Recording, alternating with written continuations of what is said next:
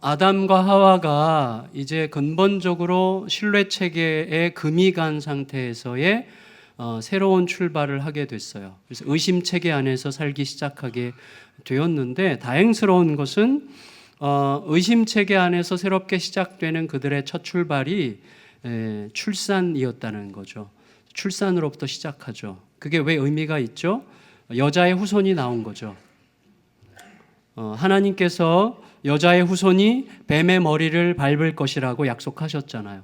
그래서 그 약속이 시행되고 있고 진행되고 있다는 증거가 이제 생긴 거죠. 그래서 출산이 이제 의심 체계 안에서도 다행스럽게 출산이 첫 번째 사건이 된 것입니다. 그리고 이제 아담은 아들을 이제 연달아 낳는데 첫째 아들의 이름을 가인이라고 불렀죠. 1절 읽겠습니다. 1절 시작. 아담이 그의 아내 하와와 동침하매 하와가 임신하여 가인을 낳고 이르되 내가 여호와로 말미암아 득남하였다 하니라. 가인이라는 말은 얻었다, 획득했다, 소유했다, 이제 이런 뜻이거든요. 그래서 아담은 하나님을 통해서 얻게 되었다라는 의미로 가인이라는 이름을 붙였어요.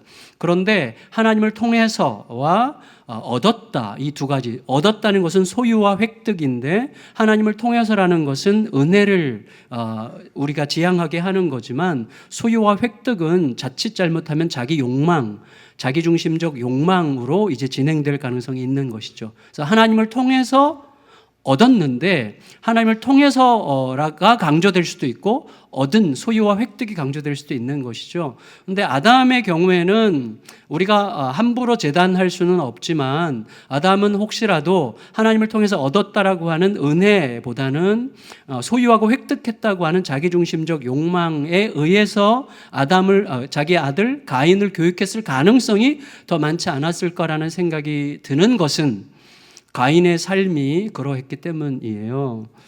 그래서 이 여자의 후손 가인은 자기 존재감을 소유하고 획득하는 데 굉장히 중요하게 느꼈던 사람인 게 분명해요. 이후에 이제 설명이 되겠지만, 그래서 자기의 존재감이 상실되는 것 같은 상황에서 자기 존재감을 획득하고 더 강하게 소유하기 위해서 뱀의 머리 대신에 동생의 머리를 깨뜨리죠.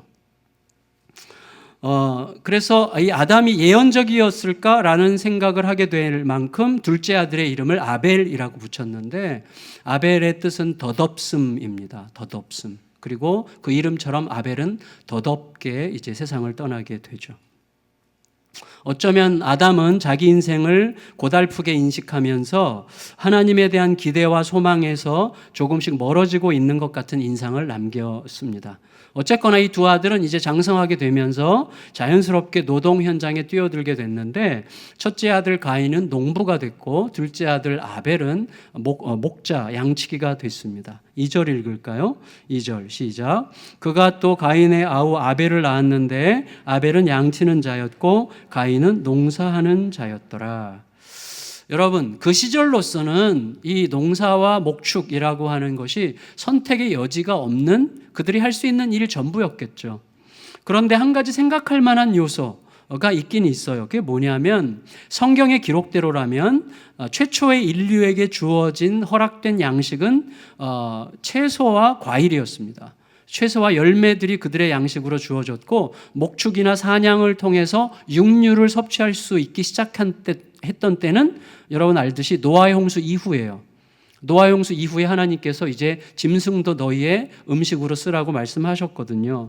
그렇다면 이제 그 이전 가인과 아벨의 때를 기준으로 생각해 본다면, 농사는 주로 양식을 얻기 위한 채소와 그다음에 과일을 얻기 위한 노동이었고, 목축은 저지라든지 생활용품을 얻기 위한 노동이었다고 할 수 있겠어요. 따라서 상대적으로 비교하자면 목축보다는 농사가 좀 더 생계형 노동에 가까운 거죠. 훨씬 더 중요한 중요하게 여겨졌을 가능성이 많다고 할 수가 있겠습니다. 더구나 가죽이라고, 양을 통해서 얻게 되는 가죽이라고 하는 것은 유효기간이 굉장히 길고 수요와 공급이라고 하는 이 기준으로 보면 상대적으로 필요성이 좀 더 떨어지는 것일 수가 있겠죠. 그렇기 때문에 아벨은 상당 부분 목축을 하는 자이기 때문에 양식을 얻기 위해서는 형에게 의존할 수밖에 없는 것이죠. 그러니까 상당 부분 형의 노동에 자기의 생계를 의존할 수밖에 없는 상태였다고 예측할 수 있는 거죠. 만일에 이런 상상의 개연성이 있다면 의심의 체계 안에서 가인은 강자의 자리에 아벨은 약자의 자리에 있을 가능성이 많고, 의심의 체계 안에서의 강자와 약자 사이에는 필연적으로 갑을 관계가 형성될 수밖에 없는 거죠. 이런 배경이 깔려 있다고 제가 단언할 수는 없지만 우리가 예측할 수 있고 개연성이 충분히 있는 내용이라고 생각이 됩니다. 어쨌거나 세월이 흘렀어요. 그리고 이제 아담의 가르침에 따른 거겠지만 가인과 아벨은 둘 다 자기 노동의 산물을 가지고 하나님 앞에 제사를 드리게 됐습니다. 제사를 드린다는 건 뭐죠? 우리의 수고와 땀에 의해서 이런 산물이 나게 되었지만 그것은 전적으로 우리의 수고의 땀에 의한 것만은 아니라는 것을 고백하는 거죠. 하나님의 도우심과 이끄심이 아니었다면 있을 수 없는 결과를 우리가 얻었으니 이 모든 것을 허락하신 하나님께 이제 감사의 표시를 해야 된다. 그래서 하나님이 다 하셨습니다라는 고백이 제사고 예배죠. 그래서 그들이 예배를 하게 되는 것이에요. 그래서 3절과 4절 상반절까지 읽겠습니다. 3절 시작. 세월이 지난 후에 가인은 땅의 소산으로 제물을 삼아 여호와께 드렸고 아벨은 자기도 양의 첫 새끼와 그 기름으로 드렸더니, 여러분, 자, 노동의 결과가 하나님의 은혜고 하나님의 선물이었다는 것을 고백하기 위한 제사였던 게 분명하죠. 가인은 땅의 소산을 드렸고 아벨은 양의 첫 새끼와 그 기름을 제물로 드렸어요. 근데 여러분, 제물이 이렇게 하나님께 제물을 드릴 때 그 제물이 하늘로 이렇게 하나님께서 받아들여졌다는 증거로 하늘로 이렇게 솟아올랐는지, 혹은 하늘에서 불이 내려와서 받아들여진 제물만 태웠는지 우리가 알 길이 없지만 중요한 것은 가인과 아벨 모두 다 누구의 제물이 받아들여졌는지 받아들여지지 않았는지를 명백히 알 수 있는 어떤 방식이 있었다는 거죠. 그래서 이제 알게 됐어요. 가인의 제물은 받아들여지지 않았고 아벨의 제물은 받아들여졌는데 그 여부가 분명히 드러났어요. 그래서 4절 하반절에 이렇게 되어 있어요. 4절 하반절 같이 읽겠습니다. 시작. 여호와께서 아벨과 그의 제물은 받으셨으나 가인과 그의 제물은 받지 아니하신지라 그랬어요. 여러분, 근데 저를 보세요. 자, 제물에 문제가 있었던 걸까요? 그 부분은 우리가 알 길이 없고 또 너무 성급하게 예측하면 안 될 것 같습니다.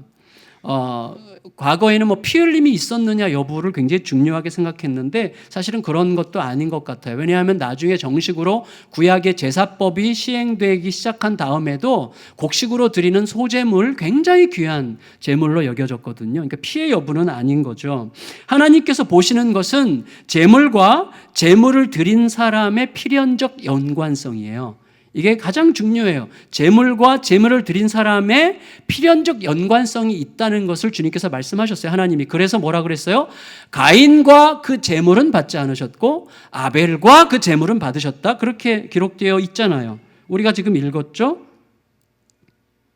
맞죠? 4절을 다시 읽을까요? 시작. 아벨은 자기도 양의 첫 새끼와 그 기름으로 드렸더니 여호와께서 아벨과 그의 제물은 받으셨으나 가인과 그의 제물은 받지 아니하신지라 그랬잖아요. 그러니까 여러분, 자, 이거죠. 이제부터 잘 우리가 좀 봤으면 생각해야 될 것 같은데, 물론 단순한 얘기긴 하지만, 자, 제물은 단지 제물이 아니죠. 제물은 단지 제물이 아니에요. 거기에는 내 존재가 함께 있는 거예요. 따라서 우리가 드리는 제물에는 내가 하나님을 누구라고 생각하는 존재냐, 그리고 나는 하나님과 나와의 관계를 어떤 관계로 규정하고 있는 존재냐 하는 나의 존재가 그 제물에 담기게 되어 있는 거죠. 여러분, 손님을 맞아서 음식을 낼 때, 차를 낼 때도 마찬가지거든요. 차를 낼 때도 내가 그 손님을 누구라고 생각하느냐, 나는 그 손님과 나와의 관계를 어떻게 규정하고 있느냐가 그릇의 종류를 결정할 수 있죠. 저 같은 경우 이제 부교육자님들과 차를 마실 때는 종이컵에 마시거든요. 종이컵.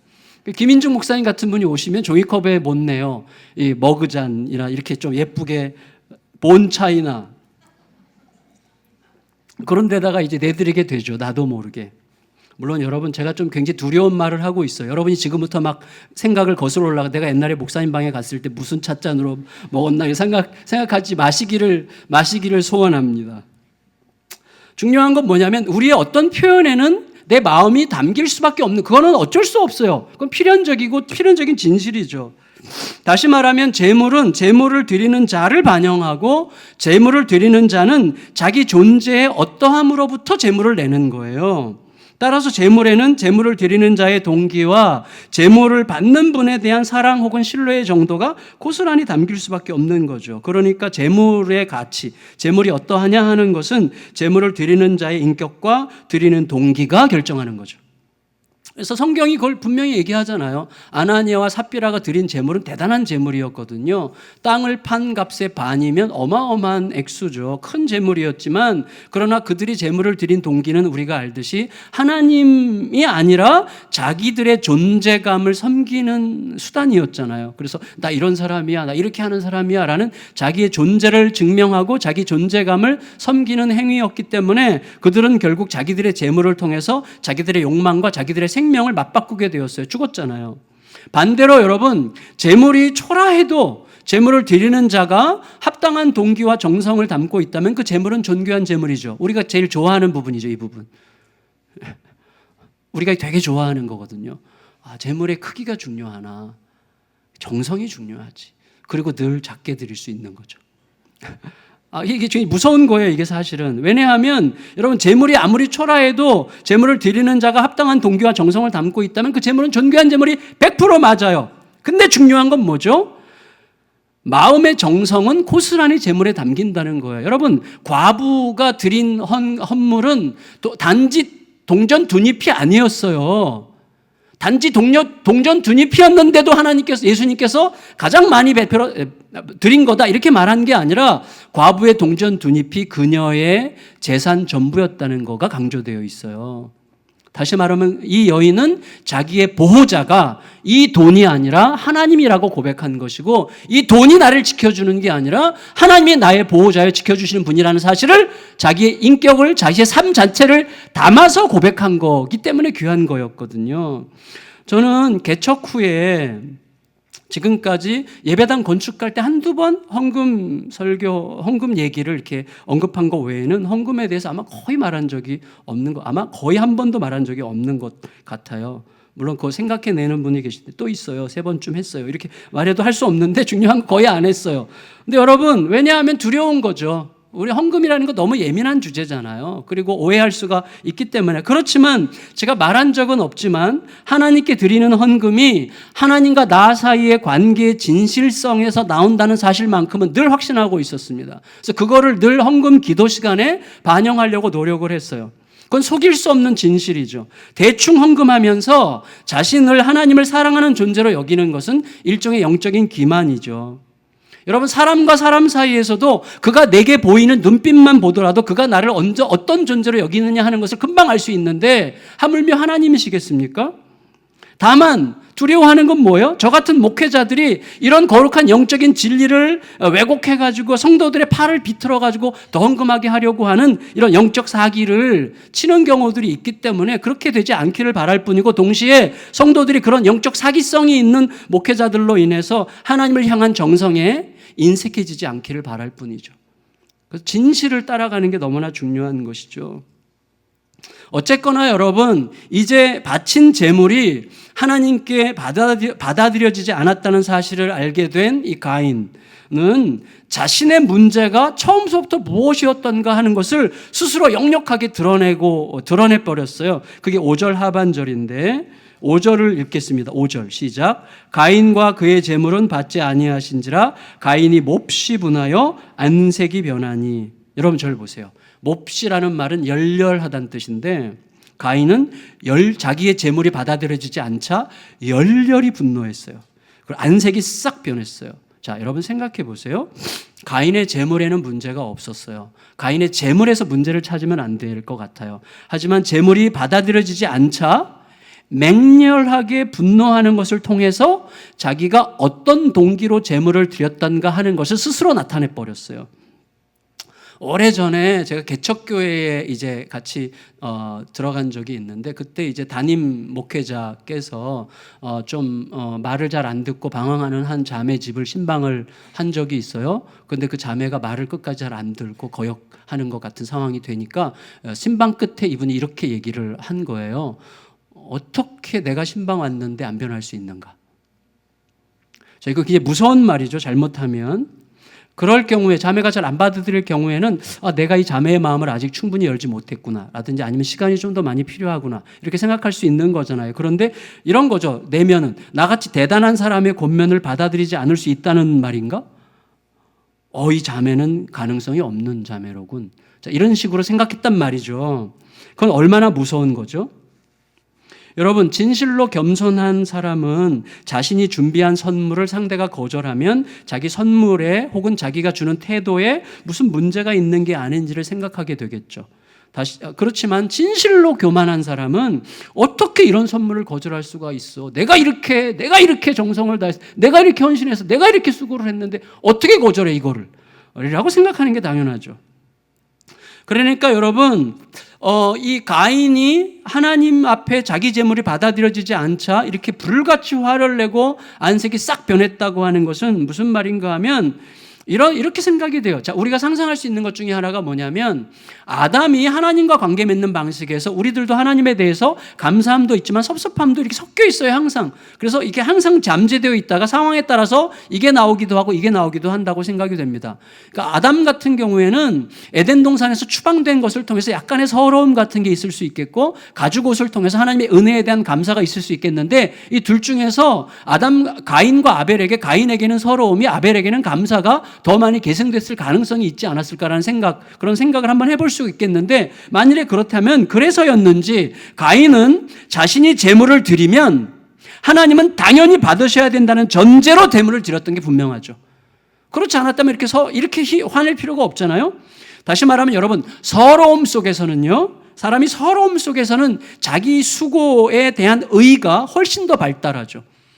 내가 섭섭하고 서럽고 상처가 많은 사람은 자기의 수고에 자기 의가 더 많이 붙어요. 그래서 거절받는 것을 못 견디는 힘이 있는 거죠.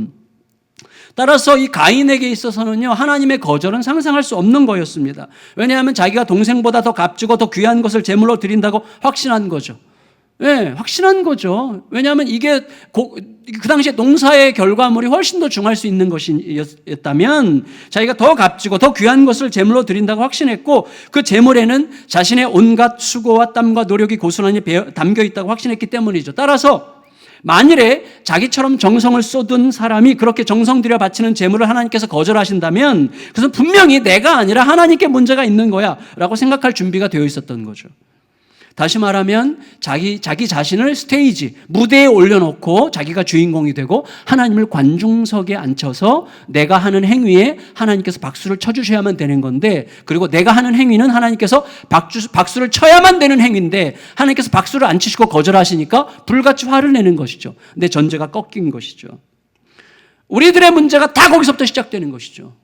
내가 주인공인데 주인공인 나에 대해서 하나님께서 적절한 반응을 안 하시는 것 같으니까 말은 고상하게 하지만 사실은 그래서 삐지는 거고 화가 나는 것이죠. 여러분, 만일에 가인이 그렇게 마음 먹은 게 아니라면 자신의 재물이 받아들여지지 않았을 때 안색이 변할 필요도 없었을 것이고 불같이 화를 낼 필요도 없었을 것입니다. 만일에 가인이 그런 식으로 마음 먹지 않은 거라면 받지 않으신 하나님이 아니라 단지 자신의 마음에 어떤 문제가 있었던 것인지 하나님께 공손히 여쭈었겠죠.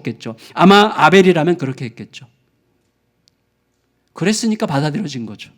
여러분, 결국 가인은 의심 체계에 갇힌 채 자신이 스스로 주인공 노릇을 하고 있었던 거예요. 역시나 하나님께서는 가인의 태도가 합당하지 않다는 사실을 알려주시죠. 6절 읽겠습니다. 6절 시작. 여호와께서 가인에게 이르시되 내가 분하여 함은 어찌 됨이며 안색이 변함은 어찌 됨이냐. 그리고 그런 반응을 보이는 것은 제물을 드리는 그의 마음이 선하지 않은 것이기 때문이라고 알려주십니다. 7절 상반절 읽겠습니다. 시작. 내가 선을 행하면 어찌 낯을 들지 못하겠느냐. 여러분, 선을 행하는 사람은 목을 뻣뻣하게 세우지도 않지만 고개를 숙이지도 않죠.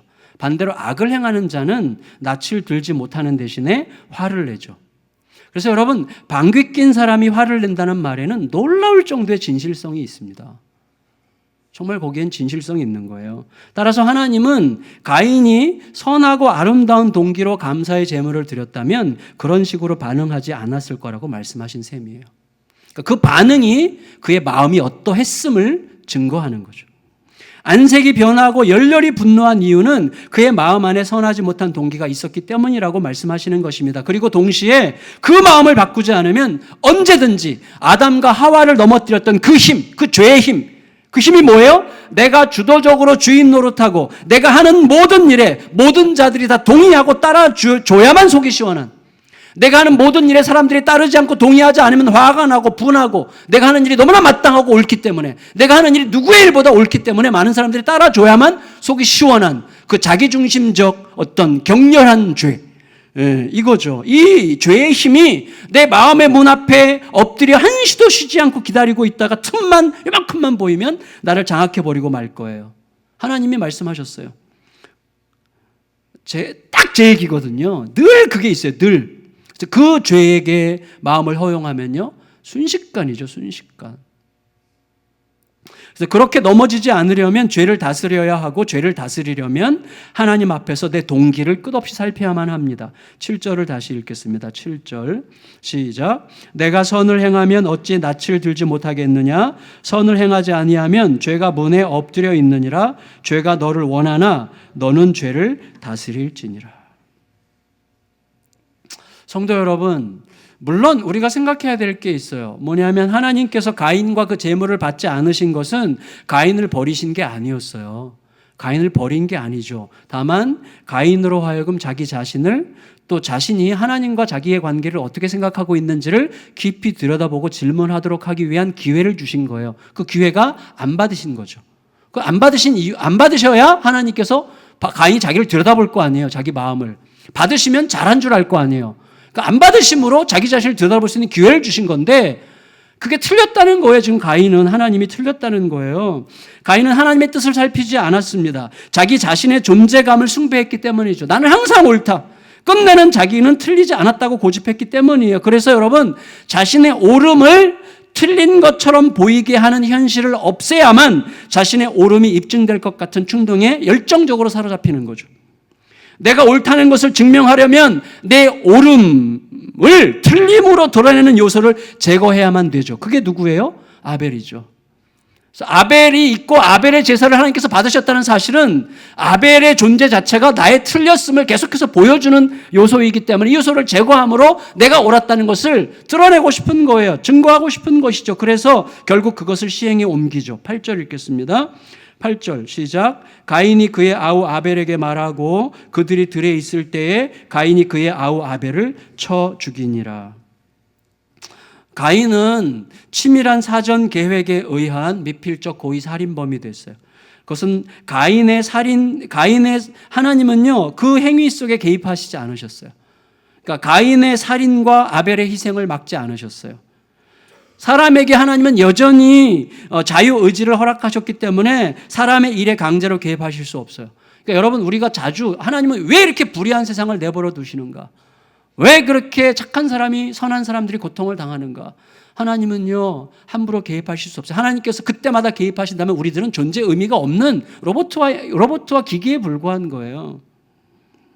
대신에 하나님은요, 아벨의 희생에 개입하지 않으셨지만, 그 아벨의 희생을 막지 못하셨지만 영원토록 아벨을 믿음의 선조의 반열에 올리셨어요.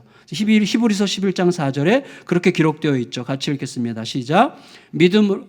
히브리서 11장 4절 있네요. 시작. 믿음으로 아벨은 가인보다 더 나은 제사를 하나님께 드림으로 의로운 자라 하는 증거를 얻었으니 하나님이 그 예물에 대하여 증언하심이라. 그가 죽었으나 그 믿음으로써 지금 말하느니라. 이게 중요해요. 아벨은 죽었지만 지금 말하고 있다는 거예요. 아벨은 죽었지만 지금 우리는요, 생명의 길이와 죽음이라는 것을 굉장하게 생각하는데 사실은 그렇지 않아요. 하나님의 영원적 관점에서 보면 가인의 생명의 길이나 아벨의 생명의 길이나 거기서 거기예요. 그냥 점이죠. 중요한 것은 무엇이 거기에 남았느냐 하는 거예요. 여러분, 이제 가인은 스스로 자기 주인 행세를 하고 자기가 자신의 최종 결정권자, 최종 판단자, 최후의 재판장 역할을 하면서 결국은 동생의 생사 여탈권까지 행사했어요. 자기가 생명을 만들지는 못할지라도 없앨 수는 있다. 이런 위대한 권세를 시행에 옮기고 말았습니다.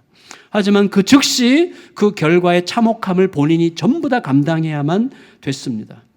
여러분, 그 결과가 얼마나 잔인하고 참혹할 수 있는지를 대면해야만 됐어요. 그리고 그 결과를 자신이 고스란히 떠안고 살아야만 됐습니다. 하나님은 이제 아담을 찾으셨듯이 아벨을 찾으시죠. 하나님은 찾으시는 하나님이시죠. 그런데 아벨을 찾는 하나님 앞에서 가인은 아주 뻔뻔스럽게도 아벨을 찾으시는 하나님에게 말장난을 합니다. 여기 월드 플레이가 있는데 9절 읽겠습니다. 9절 시작. 여호와께서 가인에게 이르시되 내 아우 아벨이 어디 있느냐? 그가 이르되 내가 알지 못하나이다. 내가 내 아우를 지키는 자니까.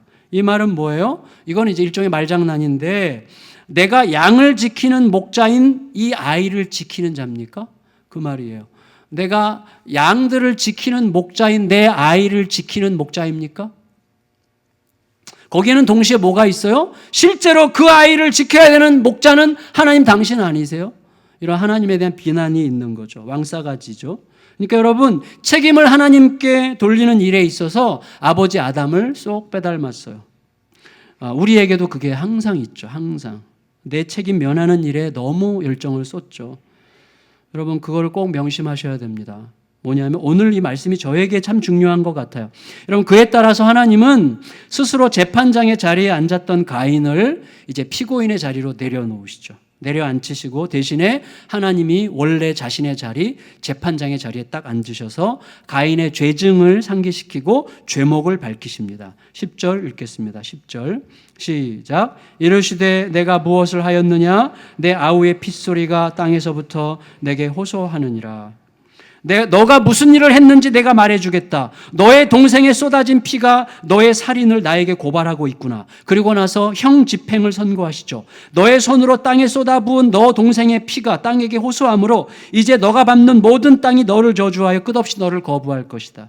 따라서 너는 일정하게 정해진 땅에 거할 수 없게 될 것이기 때문에 이 땅과 저 땅을 떠도는 도망자로 살게 될 것이다. 이런 식으로 말씀하셨습니다. 11절 12절 읽습니다. 시작. 땅이 그 입을 벌려 내 손에서부터 내 아우의 피를 받았은즉 내가 땅에서 저주를 받으리니 내가 밭을 갈아도 땅이 다시는 그 효력을 내게 주지 아니할 것이요 너는 땅에서 피하며 유리하는 자가 되리라.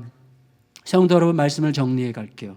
가인은 처음부터 재판장이 아니었어요. 그리고 재판장이 될 수도 없었어요. 하지만 자신이 드리는 제물과 제사에 대한 판결자로 자처했죠. 자신이 재판장이 된 거예요. 그래서 하나님께서 안 받으셨으면 뭐죠? 문제가 해야 되는데 이거 하나님 틀린 재판장이에요. 내 자기가 판단하는 거죠. 그래서 하나님이 옳다 하시는 아벨을 죽여버림으로써 하나님의 재판이 틀렸다라고 내가 스스로 입증하고 내가 옳다는 것에 대해서 내가 최종적인 판결권을 시행한 거죠. 근데 가인은 처음부터 재판장이 아니었고 재판장일 수 없는 거죠.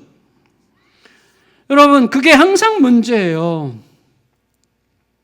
그에 따라서 하나님의 부당한 판결에 의해서 옳다함을 얻은 아벨의 옳음은 거짓이고 허위인 게 분명하기 때문에 이제 나의 옳음이 확정되려면 부당한 판결의 수혜자인 아벨이 제거되어야만 된다고 판단했고 그 판단을 스스로 시행한 것입니다.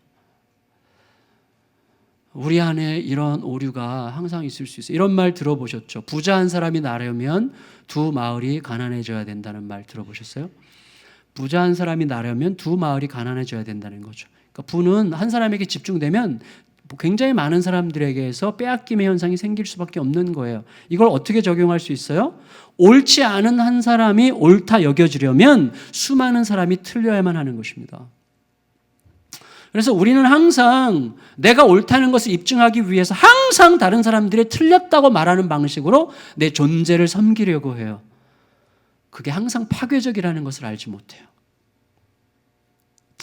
가인은 그런 방식으로 의심의 체계의 결과가 얼마나 가공할 만한 것인지를 입증했고 부모의 마음에 죽음의 그림자가 맺히게 했고 그 결과 이제 진짜 재판장이신 하나님의 선고에 따라서 하나님으로부터 땅으로부터 온 세상으로부터 판단받고 정죄받고 거절당해서 모든 땅에서 유리하는 방황하는 그런 인생으로 전락하게 됐습니다. 여러분, 유리 방황한다는 것은 무슨 뜻이에요? 어디에도 정착하지 못한다는 것이죠. 어디에도 정착하지 못한다는 것은 무슨 뜻입니까? 어느 누구도 신뢰하지 못한다는 것이고 어느 누구로부터도 신뢰받지 못한다는 것이죠. 신뢰하지도 못하고 신뢰받지도 못하는 상황 속에서 철저한 의심의 체계 속에서 사는 자가 된다는 거예요. 정착하지 못해요. 요만큼만 나랑 안 맞는 게 있으면 이거 못 믿겠어. 이렇게 되는 거죠. 근데 하나님이 왜 우리에게 위대하고 높으신가 하면 내가 하나님께 삼켜지면 나랑 안 맞아도 그냥 같이 있을 수 있는 거예요. 정말 밥맛 없어도 그냥 같이 있을 수 있는 거예요. 하나님이 그만큼 크시기 때문에. 근데 우리는요, 내가 옳아야만 되는 상황이면 나랑 안 맞으면 거기 못 있는 거예요. 하나님의 크시다는 건 무슨 뜻이죠? 하나님은 옳으세요. 하나님은 항상 옳으시기 때문에 내가 옳다는 게 입증되지 않아도 하나님의 옳으심 앞에 항상 머물러 있는 거예요. 그러니까 내가 틀린 것 같은 상황에서도 기다릴 수 있는 거예요. 그게 믿음이에요. 믿음은 내가 틀릴 수도 있는 상황, 내가 이해할 수 없는 현실에서도 버틸 수 있는 거. 왜? 하나님은 항상 옳으시기 때문에 버틸 수 있는 거죠. 그게 믿음이죠. 근데 유리방황한다는 것은요, 끝없는 의심의 체계 속에서 누구도 못 믿고 누구로부터도 신뢰를 얻지 못하면서 정착하지 못한다는 거죠. 여러분, 의심 체계에서의 새로운 시작은 여자의 후손의 출산이었습니다. 그것은 여자의 후손이 뱀의 머리를 밟을 거라는 하나님의 약속이 진행되고 있다는 놀라운 희망의 증거였습니다. 그렇지만 그 희망의 증거로 출산한 형과 동생 중에서 동생은 형의 질투에 의해서 죽는 자가 됐고 형은 동생에 대한 분노로 죽이는 자가 되었습니다. 죽는 자와 죽이는 자와 죽는 자만 남게 되었어요.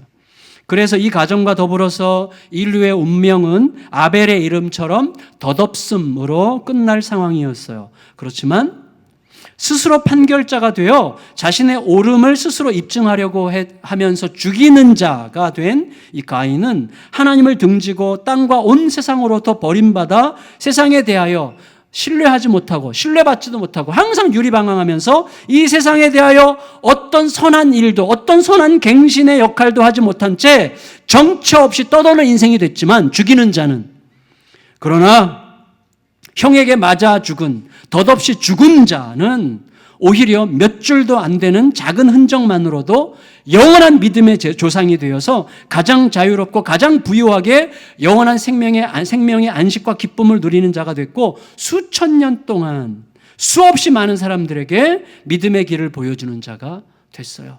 아벨은 지금도 말하고 있다고 하나님께서 말씀하시잖아요.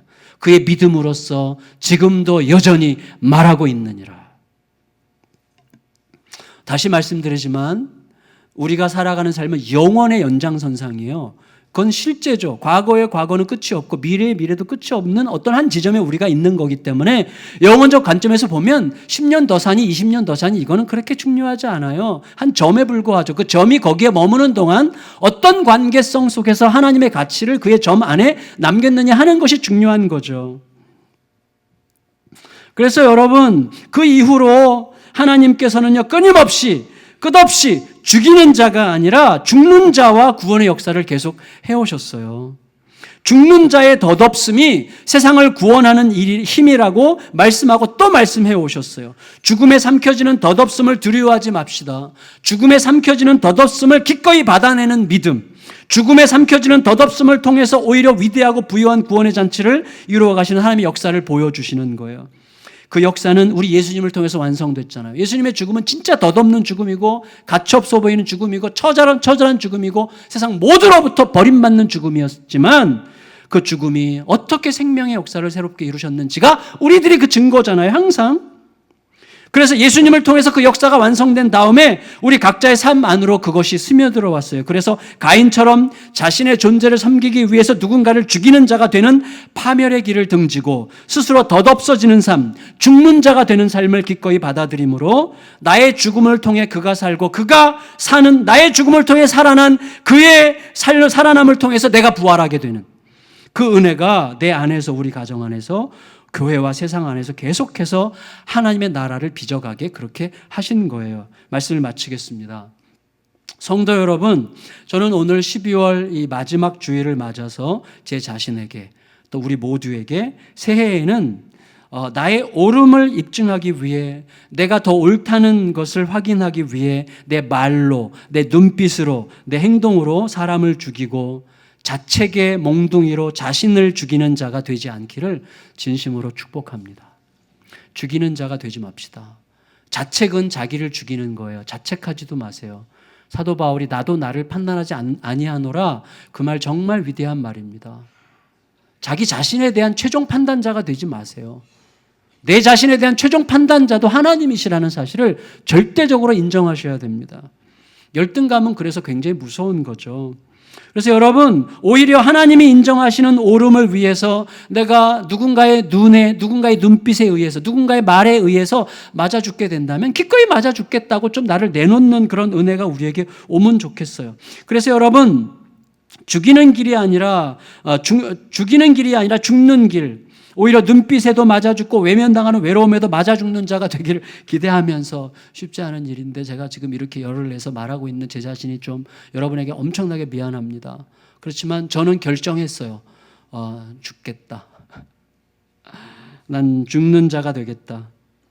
여러분, 죽이는 길이 아니라 죽는 길이 하나님이 선택하시고 하나님께서 작정하신 살리는 길, 이게 살리는 길이라고 하나님께 선택하셨고 작정하셨어요. 나를 살리고 가족을 살리고 세상을 살리는 길이라는 하나님의 선택과 결정, 그 하나님이 진짜 왕이요 통치자라는 사실을 결코 잊지 않으므로 어떤 경우에도 내가 아니라 하나님이 오르시면 된다는 믿음으로, 그 믿음을 지키는 은혜로 죽이는 자의 길을 떠나 죽는 자의 길에서, 내 나라를 세우려는 길을 떠나 주님의 나라를 세우려는 길에서, 모든 것을 가지려 함으로 주님도 잃게 되는 그런 길을 떠나서 주님만 가지려 함으로 모든 것을 얻게 되는 그런 길에서 살아가는 은혜가 우리 모두를 덮어서 살게 하시는 2018년도 한 해가 되기를 예수님의 이름으로 축원합니다. 축원합니다. 다 같이 자리에서 일어나셔서 믿음으로 서리라 같이 찬양하시겠습니다.